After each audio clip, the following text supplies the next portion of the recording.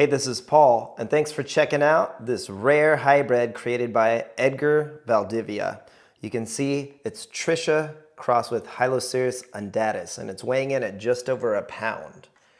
Now, this plant came out of the Leo Manuel collection, which I purchased after Leo Manuel passed away a little over a year ago. So I'm excited to try this. I already had a fruit, and it was really sweet, and let's go for it. So you can see it's a dark magenta flesh, and it was, again, really sweet. So it doesn't taste too much like an Ocamponus. So I'm excited to try it today and see how this large fruit tastes. And you can compare it to one of my favorites, Maria Fucsia, so you can see the different color in the flesh. So it's definitely not a red. I would consider it a dark magenta. So let's see how sweet it is. The last one bricked in the 18s.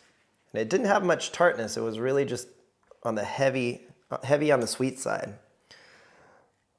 So generally, the most sugar content of dragon fruit is going to be right in the middle. And let's go ahead and give it a test. I'm going to use a new one of these today. Woohoo.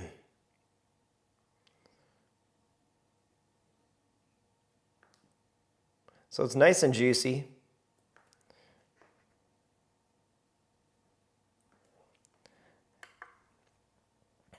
And it's 19 1/10, so very respectable. You can see it's definitely ripe. The skin is thin, but not too thin. It's a little squishy. And let's go for it.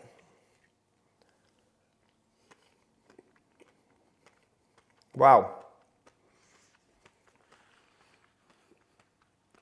This one's even better than the last one. So it's really heavy on the sweet side. So if you like sweet fruit, this is your jam. It's dense like an Ocamponus, but not as dense. Wow. I get a very faint hint of Ocamponus, but not the sweet beet vibe. It's actually definitely an improvement over any Ocamponus I've ever had. I would take this over Tricia any day. Again, it's really heavy on the sweet side. There's very little acidity. So let me compare it to something that's more balanced. And this Maria Fucsia is similar to a physical graffiti.